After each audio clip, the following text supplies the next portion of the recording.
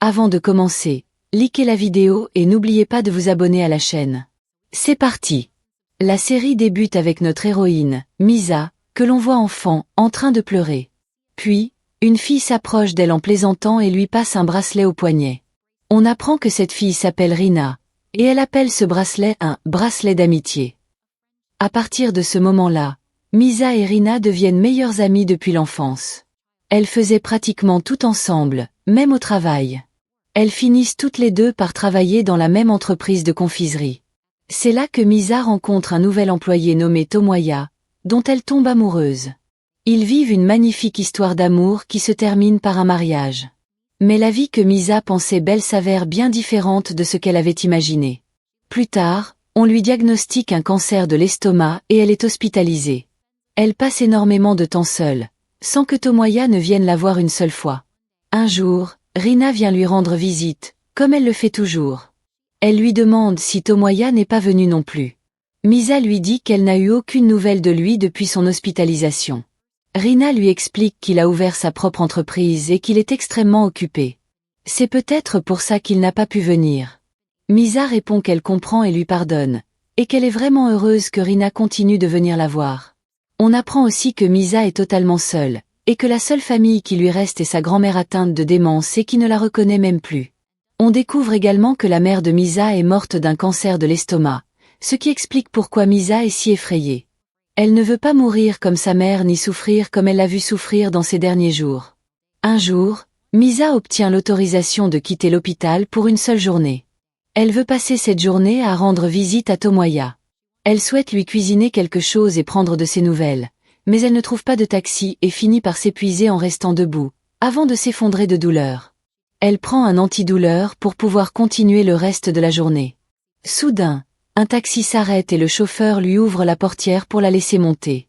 Il semble même savoir où elle va sans qu'elle n'ait rien dit. Mais l'étrangeté, c'est que Misa ne parvient pas à voir clairement le visage du chauffeur. Peu importe combien elle essaie de se concentrer, ses traits restent flous. Le chauffeur lui dit qu'elle n'a pas besoin de lui donner sa destination. Il connaît le meilleur chemin à prendre. Il lui demande de regarder par la fenêtre, et lorsqu'elle le fait, le temps change soudainement en hiver, puis en automne, puis en printemps. Elle est complètement perdue par ce qu'il se passe, mais se sent étrangement apaisée. Le chauffeur de taxi lui dit de ne pas s'inquiéter car elle va rencontrer quelqu'un qui arrangera tout. Peu après, il s'arrête devant l'immeuble où se trouve l'appartement de Misa et Tomoya. Misa s'est endormie. Le chauffeur la réveille. Quand elle essaie de le payer, il lui dit qu'elle est sa dernière passagère et qu'aujourd'hui est son dernier jour comme chauffeur de taxi, donc elle n'a pas besoin de le payer. Il lui demande d'ouvrir ses mains et lui donne plein de sucreries. Quand Misa monte à l'appartement, elle entend de l'eau couler à l'intérieur, mais aussi la voix d'une femme. Elle s'approche et entend la femme dire à Tomoya qu'il ne reste plus beaucoup de temps et qu'ils vont enfin obtenir l'argent et être libres. Misa est choquée lorsqu'elle entre et voit Tomoya la tromper avec Rina, sa seule amie. Ce qui brise encore plus Misa, c'est quand Rina lui dit qu'elle et Tomoya se sont rapprochés après que Misa soit tombée malade et ait été hospitalisée. Ils avaient peur qu'elle meure, et c'est ce qui les a rapprochés. Quelle honte! Quelle audace! Misa éclate en sanglots et leur dit qu'il n'aurait même pas pu attendre un mois de plus, puisque les médecins lui avaient annoncé qu'il ne lui restait qu'un mois à vivre. Quand elle demande de quel argent il parlait, Tomoya s'emporte et lui dit qu'il s'agit de l'argent de l'assurance vie. Il attend seulement sa mort pour l'encaisser. Il ajoute qu'il a été forcé de vivre avec elle, qu'elle n'était pas une bonne épouse, ni attirante, qu'elle lui rendait la vie difficile, qu'elle était radine, et que sa mort serait un soulagement pour eux deux. Misa regarde Rina et lui dit qu'elle n'arrive pas à croire qu'elle lui fasse ça. Rina devient froide et lui dit que Misa est ingrate. Elle affirme qu'elle est restée à ses côtés quand tout le monde la détestait, quand elle n'avait pas d'amis, même si elle était ennuyeuse et n'avait rien de spécial qui donnerait envie à quiconque de rester près d'elle. Et que Tomoya ne méritait pas une femme comme elle, raison pour laquelle il l'a trompée. Misa leur dit qu'elle va informer la compagnie d'assurance de ce qui s'est passé, et s'assurer que l'argent ira à sa grand-mère plutôt qu'à son mari. Au moment où elle quitte l'appartement, Tomoya la poursuit, la frappe et fait tomber son sac de ses mains. Des papiers en tombent, et l'on découvre qu'il s'agit de lettres de remerciement que Misa avait écrites à Tomoya et Rina, car elle avait prévu de leur dire adieu avant de mourir. Dans ces lettres, elle écrivait à quel point Tomoya était un bon mari, combien elle l'aimait, et combien Rina était une amie fidèle. Mais elle n'avait jamais imaginé que le « bon mari » voudrait l'étrangler et la tuer pour voler son argent. Et que la fidèle amie lui dirait adieu avec un rire sinistre, allant même jusqu'à la pousser du haut de l'immeuble pour la tuer. Soudain, Rina se jette au sol en hurlant, faisant semblant que Misa avait sauté d'elle-même. Mais l'étrange, c'est qu'au moment où Misa ferme les yeux et se livre à la mort, elle se réveille et se retrouve à nouveau dans l'entreprise où elle travaillait, debout devant son ancienne chef adjointe, Somo, une femme qui avait démissionné depuis longtemps. Misa ne comprend pas comment elle et Lani ce qui se passe. C'est la fin de la journée de travail, et alors qu'elle se dirige vers l'ascenseur, elle revoit Tomoya, mais il a l'air différent, avec son ancienne coiffure. Il court vers elle pour lui attraper la main, mais elle panique et s'enfuit. En courant, elle tombe sur Rina, qui lui sourit et lui parle comme si de rien n'était. Misa s'enfuit, complètement confuse. Le dernier souvenir qu'elle a est sa chute de l'immeuble et sa mort. Mais à ce moment-là, elle voit une publicité sur un grand écran dans la rue. C'est au sujet des Jeux Olympiques de 2015. Lorsqu'elle se concentre sur la date, elle est choquée. Cela signifie qu'elle est revenue 10 ans en arrière. Et en effet, lorsqu'elle se regarde dans le miroir, elle se découvre rajeunie de 10 ans. Elle n'est pas encore malade du cancer et peut courir et sauter librement. Elle a aussi un appétit énorme, complètement à l'opposé de son état précédent. Bien sûr, la maladie l'empêchait de manger ce qu'elle aimait. C'est pourquoi elle entre dans le restaurant le plus proche et commande presque tout le menu. Mais elle reçoit alors un appel de Somo, qui lui dit qu'il l'attend depuis longtemps. Misa se souvient qu'à ce moment de sa vie, elle devait faire une présentation à l'entreprise pour un nouveau produit et que c'était elle qui devait la présenter. C'était sa toute première présentation dans l'entreprise. Misa se rappelle à quel point cela s'était mal passé. Elle était arrivée en retard. Alors cette fois, elle se dépêche de prendre un taxi, car elle ne veut pas répéter la même erreur. C'est sa seconde chance, après tout. Mais lorsqu'elle arrive à l'entreprise, elle se souvient qu'elle a un problème. Il y a 10 ans, Rina lui avait donné la mauvaise adresse exprès pour la mettre en retard. À l'époque, Misa ne savait pas encore quel genre de personne Rina était vraiment. Quoi qu'il en soit, Misa court jusqu'au bon immeuble où se déroule la présentation. En entrant dans l'ascenseur, elle tombe accidentellement dans les bras d'un homme et se sent très gênée. L'homme lui dit qu'elle a l'air très en retard. Elle lui explique qu'elle travaille dans une entreprise de confiserie et qu'elle doit présenter un nouveau produit, et que son nom est Misa. Il lui dit qu'il l'a souvent vue mais qu'il n'avait jamais su son nom. Il se présente. Il s'appelle Suzuki et il est le chef du département de planification de l'entreprise de confiserie où elle travaille. C'est la première fois que Misa rencontre Suzuki. Quoi qu'il en soit, elle se précipite dans la salle pour faire sa présentation, mais elle échoue de nouveau, pour la deuxième fois. Elle retourne à l'entreprise, gênée, et Rina vient s'excuser pour ce qui s'est passé. Misa se souvient à quel point elle était naïve, croyant que Rina avait simplement commis une erreur avec l'adresse. Misa lui dit que ce n'est rien, juste une situation normale, et s'en va. Maintenant qu'elle est revenue dans le passé, elle sent qu'elle doit revisiter ses souvenirs. Elle se rend donc dans une petite boutique de dessert où elle allait avec son père avant sa mort.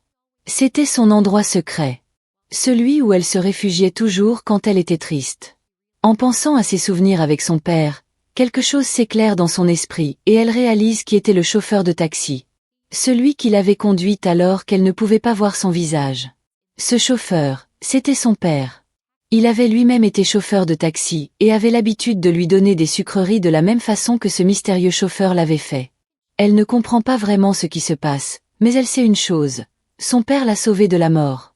Et cette seconde chance qui lui a été donnée doit forcément avoir un sens. Misa rentre chez elle très émue et décide qu'elle va profiter au maximum de cette nouvelle opportunité pour améliorer sa vie. Mais elle reçoit alors un message de Rina lui rappelant leur rendez-vous prévu. On découvre qu'il s'agit du tout premier rendez-vous officiel entre Misa et Tomoya, et que Rina se joint à eux pour rencontrer l'ami de Tomoya. Peut-être qu'il se passera quelque chose entre eux. Misa décide de se préparer et d'y aller pour voir comment les choses vont se dérouler. Et en effet, les mêmes événements qu'il y a 10 ans commencent à se reproduire. Mais cette fois, Misa doit faire semblant d'aimer Rina et Tomoya. Pourtant, elle se met à se demander comment elle n'avait jamais remarqué que Rina se moquait constamment d'elle, l'humiliait devant les autres et aimait se montrer comme la meilleure. Misa, elle, avait toujours gardé le silence. Mais maintenant, elle ne peut plus continuer avec ses absurdités. Tomoya est censé lui faire sa demande en mariage pendant ce rendez-vous, alors elle s'enfuit et les laisse. Le lendemain, à l'entreprise, Misa apporte un carnet et commence à écrire les grands événements de sa vie qu'elle doit désormais changer, car elle a décidé de se venger de Tomoya et de Rina. Son esprit est tellement occupé qu'elle se retrouve devant une bouilloire en ébullition, sans se rendre compte du danger.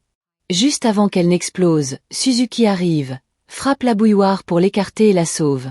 Mais sa main est brûlée par l'eau bouillante. Misa attrape sa main et court vers l'évier pour l'aider, s'excusant qu'il se soit blessé à cause d'elle. Il lui dit de faire plus attention la prochaine fois, car si elle ne l'avait pas vu, quelque chose de terrible aurait pu se produire. Misa est troublée. Comment Suzuki a-t-il pu intervenir et changer quelque chose dans la ligne du temps? Tout devrait se dérouler comme avant, donc la bouilloire aurait dû exploser et lui brûler la main. Mais elle ne réfléchit pas longtemps à cela, trop préoccupée par ce qui vient d'arriver à Suzuki. Ce même jour, Misa doit rencontrer Tomoya dans un restaurant chic. Ils prévoient d'officialiser leurs fiançailles. Elle se souvient que dans le passé, elle était complètement aveuglée, voyant en Tomoya son homme idéal, pensant que chaque petit geste de sa part était extraordinaire, et se contentant du strict minimum. Mais cette fois, Misa va le voir en faisant semblant de l'aimer encore, répétant tous ses anciens comportements. Sauf que cette fois, c'est pour exécuter sa revanche. Pendant ce temps, nous en apprenons plus sur Suzuki. Il était en réalité le camarade de classe de Misa à l'université. Il la connaissait depuis des années et l'avait toujours observée de loin. Il savait à quel point elle était douce et gentille, mais étant introvertie, Misa ne l'avait jamais remarqué. Suzuki n'en croyait pas ses yeux lorsqu'il avait revu Misa comme employée dans l'entreprise. Il l'avait encore observée de loin, mais elle avait toujours été concentrée sur Tomoya. Le lendemain, Misa croise Suzuki devant l'entreprise et le salue, mais il ne répond pas. Il se contente de tourner les talons et de s'en aller. C'est son comportement habituel. Rina les voit et s'agace soudainement. Elle s'approche de Misa et lui demande comment elle connaît quelqu'un d'aussi haut placé que le chef du département de planification. Comment peut-elle le saluer aussi naturellement? Misa explique qu'il l'a simplement aidé à éviter de se brûler la main plus tôt et qu'elle voulait le remercier. Rina rétorque que Suzuki ne regarderait jamais une fille comme Misa. Après tout, il est le petit-fils du président et le fils du PDG, l'héritier légitime de l'entreprise. Mais leur conversation est interrompue par leur collègue Miku, qui leur dit qu'il reste beaucoup de travail à terminer et que ce n'est pas le moment pour des bavardages inutiles. Ce même jour, Misa est aux toilettes lorsqu'elle entend une fille demander de l'aide. Elle est coincée à l'intérieur et ne peut pas sortir. Misa est un peu embarrassée, mais elle l'aide quand même. On découvre que cette fille est Miku. Elle est très gentille et ne cesse de remercier Misa, lui disant qu'elle avait demandé de l'aide aux autres, mais qu'il avait tous ignoré. Misa a été la seule à l'aider. Elle promet à Misa que dorénavant, elles sont amies et qu'elle lui rendra l'appareil un jour. Après avoir fini sa journée de travail, Misa se rend dans sa pâtisserie préférée. Là, elle trouve Suzuki assis, en train de manger des douceurs et de boire du thé. Il vient la saluer, et elle lui dit qu'elle a toujours eu l'habitude de venir dans cet endroit. La femme qui travaille dans la boutique les voit parler et suppose qu'ils sont amis. Elle déplace la commande de Suzuki sur la table de Misa et leur dit qu'ils sont clairement proches, puis s'en va. Suzuki demande poliment à Misa s'il peut s'asseoir avec elle. Bien sûr, elle accepte. Ils s'assoient et commencent à discuter, et découvrent à quel point ils se ressemblent dans leur façon de travailler. Tous deux aiment s'asseoir seuls, goûter différents types de desserts, en analyser la texture, la saveur et la consistance afin de trouver de nouvelles idées de produits pour l'entreprise. À ce moment-là, Suzuki dit à Misa qu'une pâtisserie lance de nouvelles créations en édition limitée, mais uniquement pour une journée, et il l'invite à venir les goûter. Misa lui répond qu'elle est malheureusement occupée. On découvre que ce jour-là, Rina avait emmené Misa avec elle parce qu'elle voulait acheter une robe, sans lui dire pour quelle occasion. Puis un jour, Rina appelle Misa et lui demande de l'accompagner quelque part. Encore une fois, elle ne lui dit pas où elles vont. Misa est choquée en voyant Rina porter la robe qu'elles avaient achetée ensemble et en réalisant que Rina l'a en fait emmenée à la réunion des anciens du lycée. Rina ne lui avait délibérément pas parlé de l'événement pour que Misa n'y soit pas préparée et arrive avec un air banal et moins attirant que les autres. En rentrant furieuse chez elle, Misa jette toutes ses photos avec Rina ainsi que tous les vêtements que Rina l'avait aidé à acheter, réalisant que Rina lui avait toujours fait choisir les pires tenues tout en prétendant qu'elle lui allait bien. Après cela, Misa décide d'aller avec Suzuki goûter les desserts, mais sans lui dire qu'elle viendra. Elle se rend au restaurant et réserve une table. Quand Suzuki arrive, il la trouve qui l'attend, et elle lui demande de s'asseoir avec elle, lui disant qu'elle a annulé tout le reste juste pour qu'ils puissent goûter les desserts ensemble. Quand ils reçoivent le menu, Suzuki suggère qu'ils commandent chaque dessert et qu'ils partagent chacun afin de tous les goûter. Misa aime l'idée et ils font exactement cela, dégustant tous les desserts et les appréciant. Après avoir terminé, Suzuki demande à Misa ce qu'elle va faire ensuite, et elle lui dit qu'elle va faire du shopping parce qu'elle a jeté tous ses anciens vêtements. Ce n'est plus son style. Suzuki propose de l'accompagner. Pendant qu'ils font les magasins, comme Misa cherche à économiser, elle achète généralement des vêtements d'occasion. Mais en se promenant, Suzuki remarque qu'une robe attire particulièrement l'attention de Misa.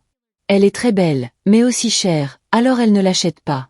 Plus tard, au moment de se séparer, Suzuki offre à Misa un bracelet en cadeau. Elle le remercie et lui dit qu'elle attend une amie. Cette amie se révèle être Miku, qui salue Suzuki et lui demande s'il est le petit ami de Misa.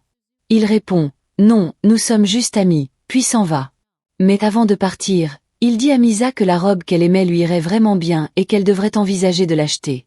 Misa va ensuite avec Miku à la boutique de la robe, se souvenant de ce que Suzuki et Tomoya lui avaient dit auparavant, comment Tomoya l'avait déjà traitée de radine, peu attirante, et avait dit qu'elle se rendait la vie plus difficile. Elle entre et achète la robe, se sentant satisfaite. Après cela, elle va avec Miku changer de coiffure pour quelque chose de nouveau et audacieux, tout en préparation pour la réunion des anciens. Le jour de la réunion, Misa se prépare et se rend au lieu de l'événement sans en informer Rina. Quand Rina la voit arriver, elle est choquée par la transformation de Misa. Leurs anciens camarades demandent à Misa pourquoi elle est venue et se préparent à la ridiculiser à nouveau. Mais Misa prend la parole, leur demandant pourquoi ils l'avaient si maltraitée au lycée, ce qu'elle avait fait pour mériter un tel harcèlement, et comment ils avaient transformé sa vie en enfer. Ils répondent qu'elle avait beaucoup fait et commencent à l'accuser d'avoir maltraité Rina parce que Uto, le garçon que Misa aimait, s'intéressait à elle.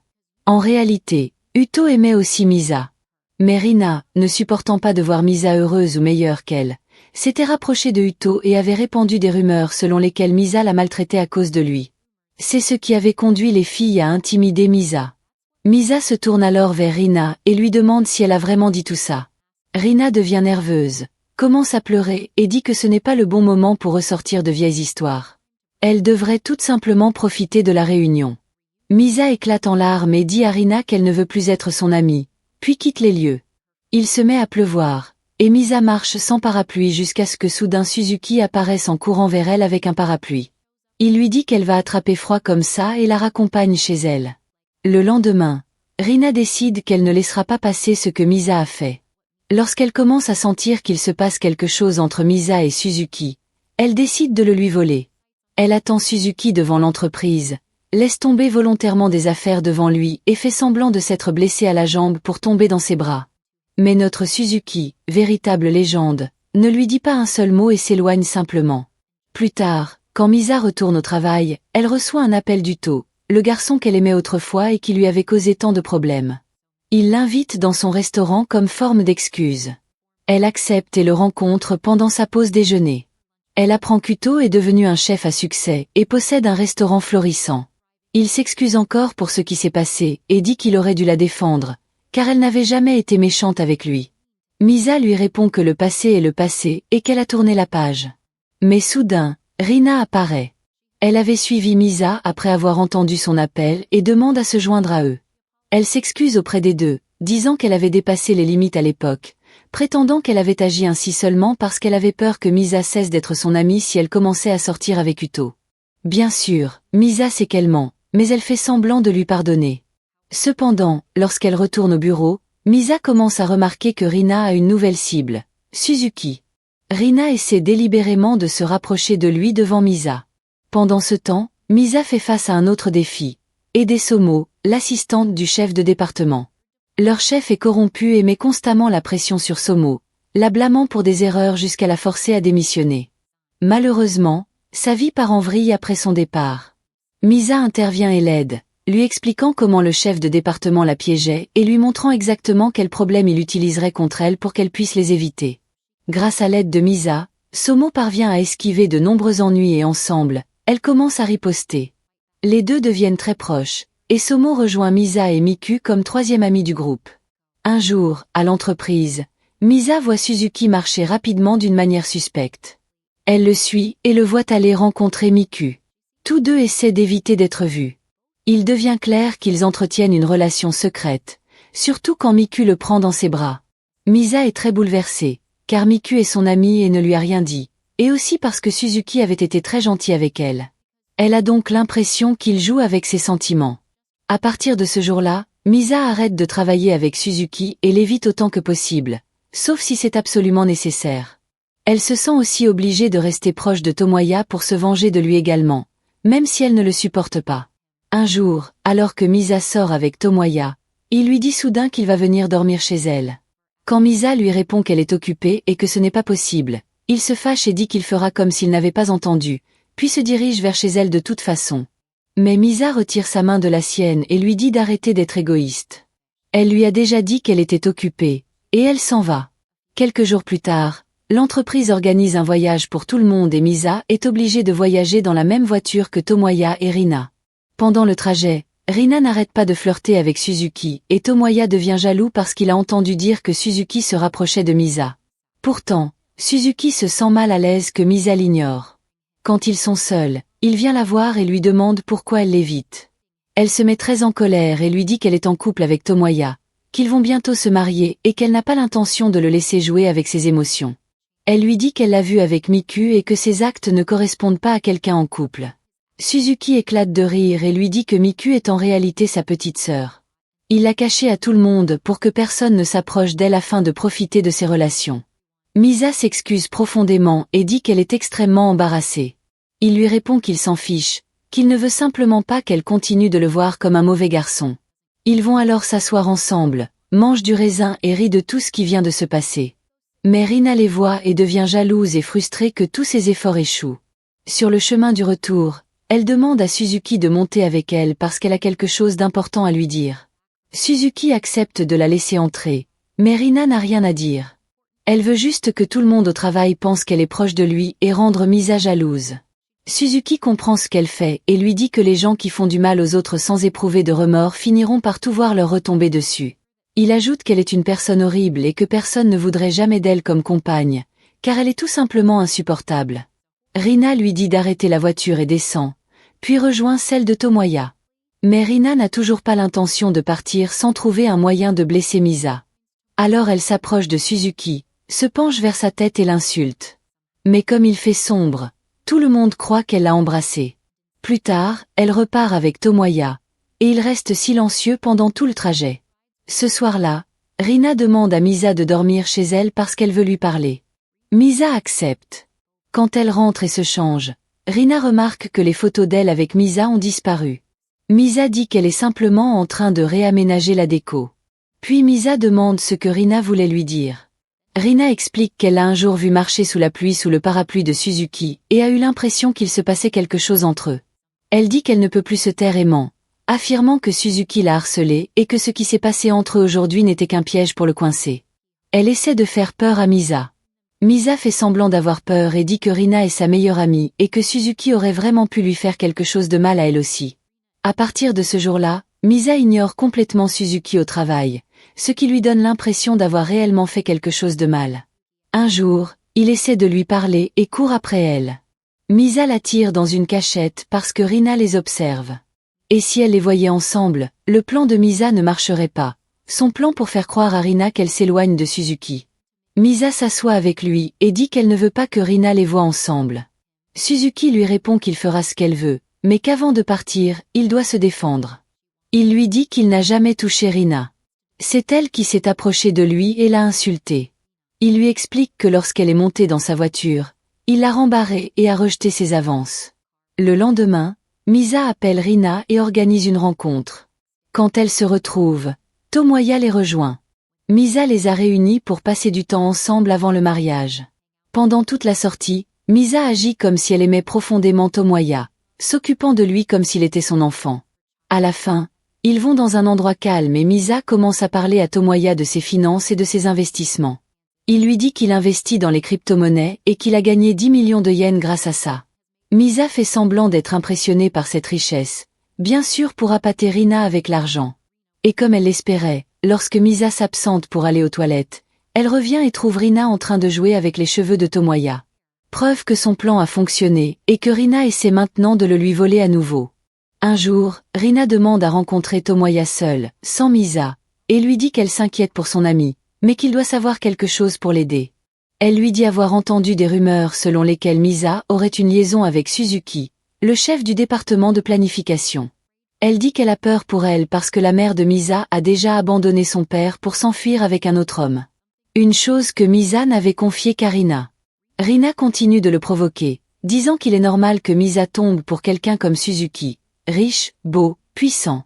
La jalousie le ronge. Il boit beaucoup, puis va voir Misa, qui venait de finir son travail, et propose de la raccompagner. Mais il ne peut pas attendre. En cours de route, il lui demande quel est son lien avec Suzuki. Misa ne répond pas et veut sortir, mais il lui attrape la main de force pour la faire parler. Quand Misa prend peur, Tomoya lui dit qu'elle ne devrait pas avoir peur. C'est juste comme ça dans sa famille. Tout comme sa mère est partie avec un autre homme, elle partira aussi avec Suzuki. Misa est choquée car elle n'aurait jamais pensé que Rina lui dirait ça. Quand elle s'éloigne bouleversée, Tomoya la suit et la gifle. Misa rentre chez elle en pleurant et une fois sur place, elle ressent une douleur intense dans l'estomac. C'est le début des signes du cancer qui va bientôt se déclarer. Le lendemain au travail, Rina agit normalement avec Misa comme si de rien n'était. Après le travail, Tomoya demande à parler à Misa et s'excuse, disant qu'il était ivre et qu'il n'a pas pu se contrôler. Il lui donne un contrat pour un appartement très beau et très cher, disant que ce sera leur maison après le mariage. Mais Misa lui dit qu'elle ne lui a pas pardonné, ni pour ce qu'il a dit ni pour la gifle. Tomoya répond qu'il n'arrive pas à croire son culot. C'est elle qui avait tort et qui trompait, et maintenant qu'il a décidé de lui pardonner, elle retourne la situation contre lui. Misa rit et dit qu'elle veut rompre et qu'elle n'est pas obligée d'être avec quelqu'un comme lui de toute façon. Puis elle s'en va. Pendant ce temps, Suzuki termine le travail et croise sa sœur, Miku, qui lui dit qu'elle devait sortir avec Misa, mais que celle-ci lui a dit qu'elle avait rompu avec son fiancé et qu'elle annulait la réservation de l'appartement où ils devaient vivre après le mariage. Soudain, Suzuki panique et se précipite vers l'appartement de Misa car, à ce moment-là, Misa se tient juste devant l'immeuble, exactement à l'endroit où elle est morte auparavant. À cause du chevauchement de souvenirs, Misa a l'impression que tout est en train de se répéter. Elle était sur le point de tomber de l'immeuble et de mourir, mais cette fois, Suzuki la rattrape et la serre dans ses bras pendant qu'elle pleure. Il lui dit qu'il ne la laissera plus jamais mourir.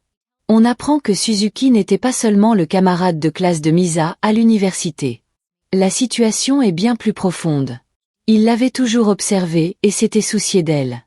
Et il connaissait même son père, car un jour, celui-ci était venu à l'université pour la chercher et n'avait pas pu la trouver. C'est Suzuki qui l'avait aidé à ce moment-là. On découvre que Suzuki a été profondément marqué par la mort de Misa dans sa vie précédente. Quoi qu'il en soit, Misa et Suzuki ont tous les deux besoin d'une douche pour se calmer après tout ce qui s'est passé. Ils entrent dans l'appartement que Misa était sur le point d'annuler, et elle va prendre une douche. Suzuki la suit, mais Misa est confuse et lui demande comment il se trouve toujours là quand elle a besoin d'aide. Suzuki lui dit qu'il ne la suit pas, mais qu'il la connaît depuis longtemps. Il lui rappelle qu'ils étaient camarades de classe à l'université, mais qu'elle n'avait jamais fait attention à lui.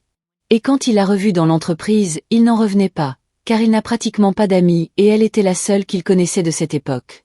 Misa est choquée et ne sait pas quoi dire. Pendant ce temps, Tomoya boit et appelle Rina, lui disant que Misa a rompu avec lui et il ne cesse de pleurer. C'est l'occasion pour Rina. Alors elle essaie de le réconforter et lui dit qu'elle est là pour lui. Ensuite, un événement a lieu dans l'entreprise. Il s'agit de distribuer des boîtes de friandises à des personnes influentes du monde de l'investissement. C'est en gros une campagne promotionnelle. Mais Misa se souvient bien que cet événement était la raison pour laquelle Miku avait été honteusement renvoyée de l'entreprise, car le chef de département corrompu avait commis une erreur et l'avait accusé. Il avait donné une boîte contenant des cacahuètes à un investisseur alors qu'il savait pertinemment que celui-ci était allergique. Misa décide de ne pas laisser l'histoire se répéter et va retirer toutes les friandises contenant des cacahuètes. Mais elle découvre que Suzuki les a déjà retirées et mises en réserve. Elle ne comprend pas comment il était au courant, mais cela ne règle pas tout, car le chef de département les retrouve stupidement en réserve et décide de les distribuer lui-même. En chemin, il croise justement l'investisseur et lui donne la boîte. Quand l'investisseur lui dit qu'il est allergique aux cacahuètes, le chef de département lui répond qu'il va lui apporter une fiche des ingrédients et appelle Rina pour la chercher. Rina prend simplement n'importe quel papier et le donne à l'investisseur pour en finir rapidement. Après l'événement, Rina profite de la situation et va voir Tomoya, en pleurant et en disant qu'elle est seule, tout en ajoutant un peu de manipulation émotionnelle. Tomoya, faible, tombe dans le piège. Elle le convainc que s'il trompe Misa juste une fois, ça ne compte pas comme une trahison. Et lui, comme un idiot, la croit et fait tout ce qu'elle veut. Misa est en réalité en train de tout observer. Et même si elle est contente que son plan ait fonctionné, elle pleure quand même, car elle est trahie une seconde fois. Mais Suzuki intervient et lui dit de détourner les yeux pour ne pas être encore plus blessée. Le lendemain au travail, Rina salue Misa sans honte. Quand Tomoya arrive, elle lui demande comment il a dormi et s'il a bien dormi. Misa s'éloigne simplement de cette scène écœurante. Mais le problème des cacahuètes se reproduit quand même. Cette fois, le chef de département n'est pas le seul en tort, car Rina a également fait une erreur en donnant à l'investisseur un papier au hasard sans vérifier. On apprend que l'investisseur est à l'hôpital dans un état critique et que le coupable doit se dénoncer et assumer la responsabilité. Le chef de département ne se dénonce pas et ne rejette pas non plus la faute sur Rina, car il est obsédé par elle et ferait n'importe quoi pour la protéger. Il essaie donc d'accuser à nouveau Miku puisque c'était son travail de distribuer les fiches des ingrédients. Quand Misa décide d'intervenir et d'exposer le chef de département, Suzuki l'arrête et dit qu'il va enquêter lui-même. On comprend clairement qu'il a un plan. Pendant ce temps, la trahison est devenue normale pour Tomoya. Il dit même à Rina que même s'il épouse Misa, Rina restera toujours sa maîtresse et que leur relation continuera. Suzuki accompagne alors le chef de département et Miku auprès de l'investisseur et de sa femme pour révéler le véritable coupable. On découvre que Suzuki avait déjà préparé des preuves grâce à sa sœur. Il avait filmé tout l'événement avec sa propre caméra. La vidéo montre Rina prenant le papier et le donnant à l'investisseur, prouvant ainsi l'innocence de sa sœur. Le chef de département s'excuse auprès d'elle, disant qu'il n'avait pas fait attention et avait pensé que c'était elle la coupable. Mais pour une raison étrange, Suzuki se souvient de ce qui s'est passé dans la vie précédente de Misa et se rappelle qu'il n'avait pas cru sa sœur et l'avait lui-même renvoyée de l'entreprise. Alors maintenant, il essaie de réparer son erreur. Le lendemain à l'entreprise, Misa veut exposer Tomoya. Alors elle commence à pleurer au milieu du bureau, disant qu'elle a découvert qu'il la trompait avec sa plus proche amie, Rina. Elle s'assoit par terre en pleurant et la nouvelle se répand comme une traînée de poudre, détruisant à la fois la réputation de Rina et de Tomoya. Et ce n'est pas tout. Suzuki enquête aussi lui-même sur ce qui est arrivé avec l'investisseur et fait avouer au chef de département à la fois son rôle et celui de Rina. À cause de ce que Rina a fait et du scandale de tromperie, Suzuki la renvoie de l'entreprise et lui ordonne de faire ses valises et de partir. En quittant l'entreprise, Rina essaie de s'excuser auprès de Misa, disant qu'elles sont amies et qu'elle ne peut pas se permettre de la perdre. Mais Misa lui dit que Tomoya s'est déjà excusé et a dit que sa relation avec Rina n'était rien, juste une erreur. Elle lui dit donc qu'elle a décidé de lui pardonner, à elle aussi, parce qu'elle a perdu son travail, qu'elle n'a plus d'amis et qu'elle n'est plus qu'impitoyable maintenant. Puis, elle la laisse bouillonner et s'en va. Mais Rina ne peut pas accepter ce qui lui est arrivé. Alors elle s'excuse publiquement auprès de Misa devant tout le monde à l'entreprise et annonce qu'elle est malheureusement enceinte de l'enfant de Tomoya. Misa se met à pleurer devant tout le monde. Tous semblaient compatir. Mais en réalité, Misa était incroyablement heureuse de la nouvelle. Et l'on comprend qu'elle a surmonté tout ce qui s'était passé très vite. On la voit même célébrer avec Somo, car elle a été promue et est devenue chef du département puisque l'ancien chef a été transféré à l'entrepôt. Et ce n'est qu'une question de temps avant qu'il ne soit licencié lui aussi. On apprend aussi que, parce que Rina est enceinte, Tomoya a dû l'épouser. Sa mère accepte la nouvelle et commence à préparer Rina à devenir la femme de son fils. Pendant ce temps, Suzuki et Misa se rapprochent encore plus qu'avant, au point de sortir ensemble pour une sortie très spéciale. Ils revisitent leur ancien repère universitaire pour revivre des souvenirs et parler du fait qu'ils avaient toujours été proches l'un de l'autre sans que Misa ne le remarque. Les deux s'assoient devant un lac de l'université, et Misa dit qu'elle venait tous les jours parce qu'il y avait une tortue qu'elle nourrissait. Malheureusement, pendant la période où son père est mort, le lac s'est asséché, et quand elle est revenue, la tortue avait disparu. Elle pensait qu'elle était morte. Mais un jour, elle a trouvé une note accrochée à un arbre disant que la tortue allait bien et que quelqu'un s'en occupait. Depuis ce jour, Misa appelait cette personne son ange gardien. Mais elle n'a jamais su qui c'était.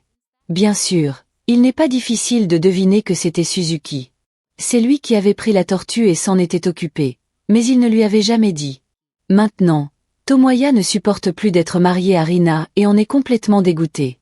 Alors il va voir Misa et la supplie de revenir et de l'épouser. Misa lui dit qu'elle ne peut pas faire ça, surtout puisque Rina est enceinte de son enfant. Misa lui dit qu'elle n'est pas obligée d'aider un trompeur comme lui et qu'elle n'est pas sa mère. Puis elle s'en va.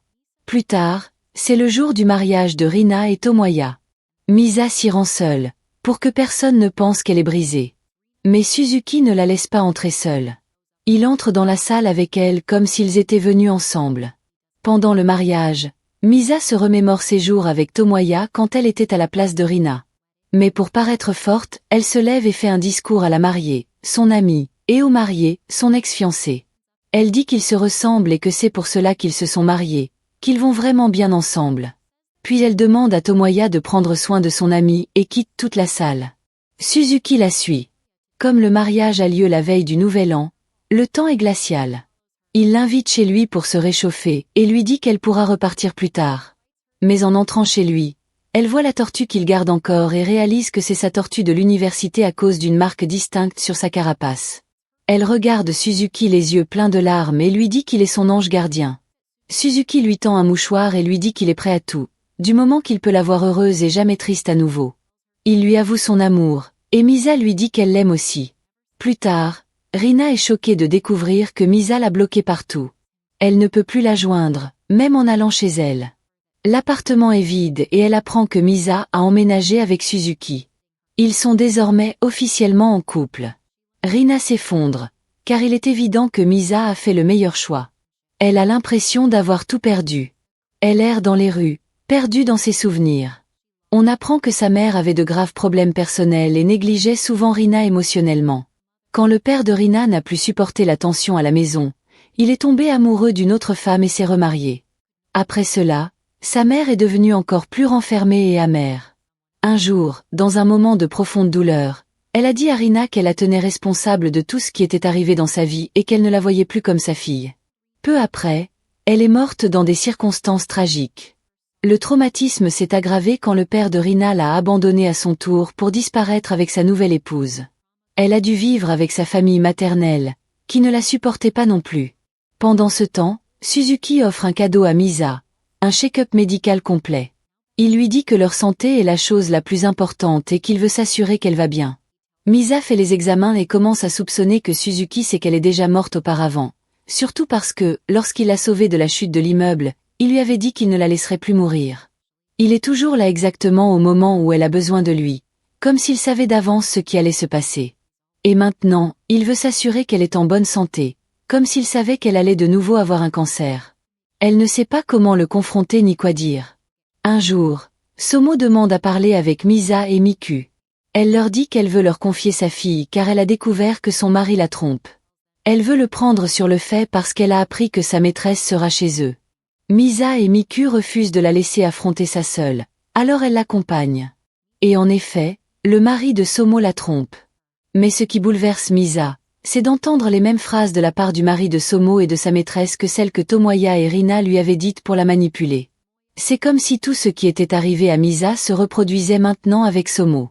Somo quitte la maison en voulant appeler la police, mais son mari tente de lui arracher son téléphone, exactement comme ce qui était arrivé à Misa avant sa mort. Misa intervient rapidement pour protéger Somo, mais Somo se tient soudain le ventre, souffre de douleur et tombe dans les escaliers. Elle est transportée d'urgence à l'hôpital, et là, Misa apprend que Somo a un cancer de l'estomac. Pendant ce temps, Tomoya rentre chez lui et trouve Rina en train de préparer le dîner. Elle lui dit qu'elle veut parler.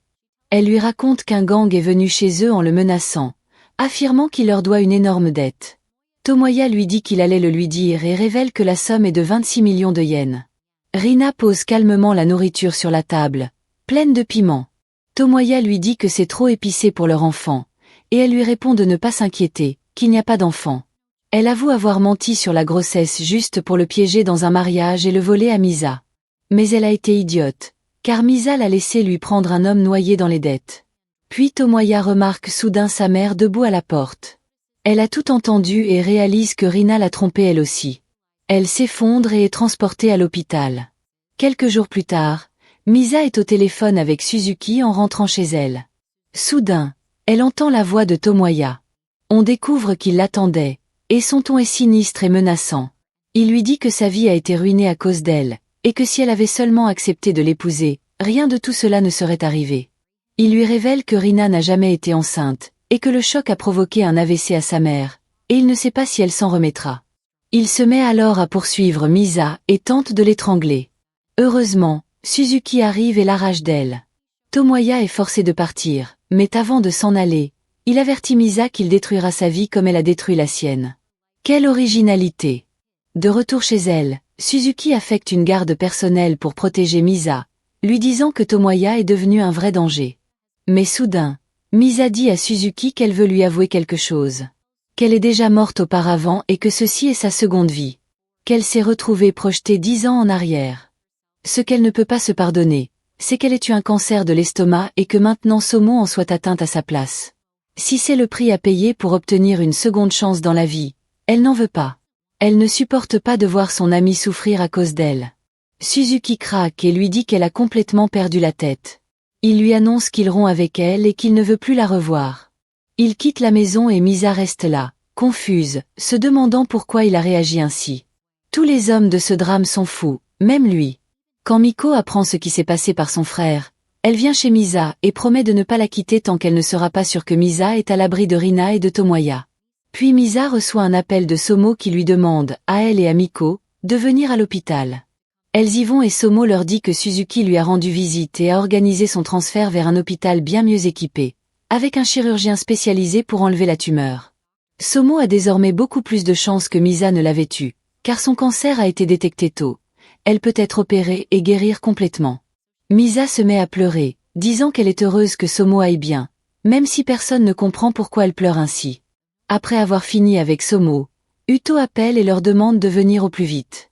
Lorsqu'elles arrivent, il leur dit que Suzuki était passé le voir plus tôt, inquiet, et lui avait remis une enveloppe. Il lui avait demandé de surveiller Misa et si quelque chose lui arrivait s'il mourait, par exemple de lui remettre l'enveloppe. Misa demande ce qu'il y a dans l'enveloppe. Uto répond qu'il l'a ouverte. À l'intérieur, des documents transférant la propriété de la maison et un compte en banque contenant 150 millions de yens, comme si Suzuki sécurisait son avenir au cas où il mourrait. Ils ont essayé de l'appeler, mais il ne répond pas. Au même moment, Tomoya appelle et lui dit qu'ils doivent se voir pour trouver une solution. Tomoya saisit un couteau avant de partir, et quand Rina le voit, il lui dit que c'est pour se défendre. Pendant ce temps, Misa et Miko vont chez Suzuki et fouillent son ordinateur portable à la recherche d'indices sur sa destination. Elles découvrent qu'il a voyagé jusqu'à la ville où Misa a grandi et qu'il a loué une voiture pour s'y rendre. En parcourant son ordinateur, Misa découvre qu'il avait planifié tout ce qui lui était arrivé dans la vie. Son mariage, les rendez-vous avec Tomoya, ses problèmes au travail, tout ce qu'elle avait essayé de changer. Il le savait déjà. Il l'aidait aussi. Mais ce qui terrifie le plus Misa, c'est qu'il avait coché une date précise. Cette date est celle du jour de sa mort. Et il s'avère que ce jour, c'est aujourd'hui. Autrement dit, Suzuki est en train de se rendre vers sa propre mort. On apprend aussi que Suzuki savait que Tomoya et Rina avaient tué Misa et que c'est lui qui avait provoqué leur arrestation à l'époque. Alors que Tomoya se dirige vers Suzuki, sa mère se réveille et trouve Rina assise près d'elle. Mais dès que la mère de Tomoya voit Rina, elle commence à l'injurier et veut appeler les médecins pour la faire sortir. Rina la frappe au nez et le casse. Pendant ce temps, Suzuki se rend dans la ville natale de Misa pour visiter la tombe de son père et lui promettre qu'il prendra soin de sa fille. Quand Tomoya arrive enfin, Suzuki le récupère et ils montent tous deux dans la voiture. Suzuki lui dit qu'ils vont quelque part et lui propose une grosse somme d'argent pour qu'il reste loin de Misa. Mais en réalité, Suzuki est submergé par le chagrin et la rage, et il veut que Tomoya ressente le poids de la douleur qu'il a causée dans cette vie et dans la précédente. Les émotions dérapent. Suzuki commence à conduire dangereusement, à grande vitesse, en direction d'un pont sans intention apparente de s'arrêter. Soudain, Misa surgit devant eux. Suzuki freine brutalement juste à temps. Misa ouvre la portière, tire Tomoya hors de la voiture, prend sa place et dit fermement à Suzuki de conduire, laissant Tomoya sur la route. Ensuite, les deux vont parler, et Misa lui dit que ce qu'il préparait était fou. Elle lui avoue qu'elle a découvert qu'il était mort auparavant, tout comme elle. Suzuki est profondément ému, et l'on apprend qu'il l'aimait énormément et qu'il l'observait depuis longtemps. Quand il l'a revue à l'entreprise, il n'en revenait pas d'avoir une seconde chance d'être proche d'elle. Mais il n'a pas eu l'occasion d'agir car elle s'est mariée avec Tomoya aussitôt. Quand elle est morte, il se trouvait exactement à l'endroit où elle était morte, ce qui l'a encore plus choqué. Après avoir obtenu sa vengeance et fait arrêter les coupables de sa mort, il s'est senti sans raison de vivre. Il avait alors roulé très vite et était mort sur le même pont où il tentait maintenant de tuer Tomoya. Il lui dit qu'il pensait qu'en tuant Tomoya, elle serait enfin libérée de tout danger et pourrait vivre sa seconde vie en paix. Misa se met à pleurer et lui dit qu'en réalité, elle aime cette vie parce qu'elle la vit avec lui et qu'elle veut la vivre jusqu'au bout ensemble. Ce qu'il fait est égoïste, il se prive d'elle. Suzuki lui raconte que lorsqu'il est mort, il s'est soudain retrouvé dans un taxi, et que le chauffeur n'était autre que son père. C'est son père qui l'a ramené à la vie. Quand il s'est endormi puis réveillé, il s'est retrouvé en 2015. Il avait reculé de 10 ans. Il a tout de suite compris qu'il avait voyagé dans le temps et s'est rendu à l'entreprise pour assister à la présentation. Quand il a croisé Misa dans l'ascenseur, c'était la première fois qu'il la revoyait depuis sa mort. C'est pour cela qu'il a l'impression d'avoir déjà accompli tout ce qu'il devait faire et qu'il peut mourir en paix maintenant. Mais tous deux s'étaient promis de vivre ensemble le reste de leur vie et de profiter au maximum de cette seconde chance. À ce moment-là, Miko appelle Misa et lui dit d'ouvrir Instagram immédiatement. Quand Misa le fait, elle voit que Rina a posté une photo d'elle avec sa grand-mère. Rina l'avait enlevée de la maison de retraite et voulait la laisser mourir dans la neige juste pour faire souffrir Misa. Misa et Suzuki se précipitent à la maison de retraite et cherchent partout sa grand-mère. Ils sont obligés de se séparer. Misa finit par trouver Rina et se lance à sa poursuite. Elle commence à se battre. Pendant ce temps, Suzuki retrouve la grand-mère de Misa et la confie au personnel de la maison de retraite. Puis, il se dépêche de rattraper Misa. Quand Rina comprend qu'elle ne pourra pas en finir avec elle, elle s'enfuit. De son côté, Tomoya se rend dans un supermarché et achète un chargeur. Il apprend que sa mère s'est réveillée et qu'elle va bien. Il l'appelle, mais l'entend pleurer. Elle lui dit que Rina l'a frappé, lui a cassé le nez et s'est enfuie. Alors qu'il encaisse la nouvelle, il se retourne et trouve Rina juste derrière lui dans le supermarché. Il fait semblant d'être fou d'inquiétude pour elle et lui dit qu'il sait qu'elle a frappé sa mère, mais qu'il lui pardonne et l'aidera même à arranger les choses avec elle. Mais en réalité, il prévoit de la tuer, car son assurance vie vaut 100 millions de yens et il en est le bénéficiaire en tant que mari. Le lendemain, Rina l'appelle et lui dit de venir immédiatement à l'hôpital. L'état de sa mère s'est aggravé. Tomoya saute dans sa voiture et roule à toute vitesse vers l'hôpital. Soudain, son téléphone sonne, c'est Rina. Il décroche et elle commence à rire, lui disant qu'il cache très mal ses émotions. Elle ajoute qu'elle sait qu'il projetait de la tuer pour l'argent de l'assurance. Et que, pour cette raison, il est tombé lui-même dans le piège qu'il lui avait creusé. Elle lui avoue avoir coupé les freins de sa voiture, donc il n'arrivera jamais à l'hôpital, il va s'écraser et mourir.